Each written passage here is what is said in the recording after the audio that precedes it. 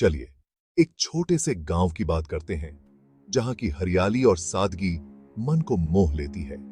इस गांव की एक खासियत है जो इसे और भी अनमोल बनाती है। वहां एक बड़ा सा घना सा नीम का पेड़ था जो गांव के बीचों बीच खड़ा था। यह पेड़ गांव की पहचान बन चुका था। गांव वाले इस पेड़ को बड़े इज्जत और प्यार से देखते थे। उनके लिए यह पेड़ सिर्फ एक पेड़ नहीं बल्कि एक संरक्षक था। वो कहते थे कि यह पेड़ गांव की हिफाजत करता है और इसके बिना गांव अधूरा है।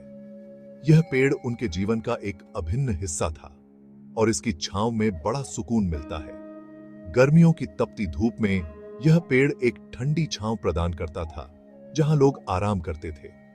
राधा नाम की एक छोटी सी बच्ची जो गांव में ही रहती थी, इस पेड़ से बहुत जुड़ी हुई थी। स्कूल जाते वक्त नीम के पेड़ के नीचे रुकती थी और उसकी छांव में कुछ पल बिताती थी।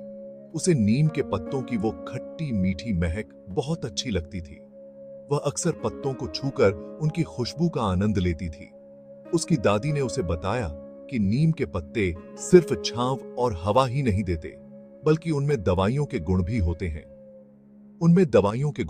हैं। जो कई बीमारियों का इलाज कर सकते हैं।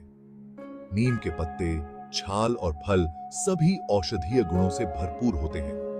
गांव के लोग नीम के पत्तों से चमड़ी के रोगों का इलाज करते, दांत साफ करते और नीम की टहनियों से दातुन बनाते थे और गर्मियों में अपने शरीर को ठंडा रखते थे।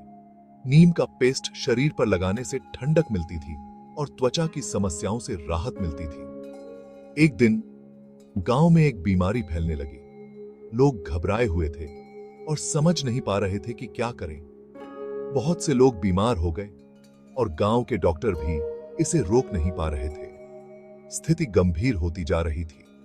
तब गांव के बड़े बुजुर्गों ने सलाह दी कि सब लोग नीम के पत्तों का काढ़ा पिएं। उन्होंने कहा कि नीम के पत्तों में रोगों से लड़ने की शक्ति होती है और अपने घरों के आसपास नीम की पत्तियों का धुआं करें।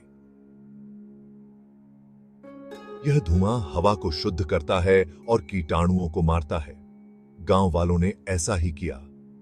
उन्होंने नीम के पत्तों का काढ़ा पिया और धुआं किया और देखते ही देखते वो बीमारी गांव से भाग गई। नीम के औषधीय गुणों ने गांव को बचा लिया और लोग फिर से ठीक होने लगे। गांव में फिर से खुशहाली लौट आई।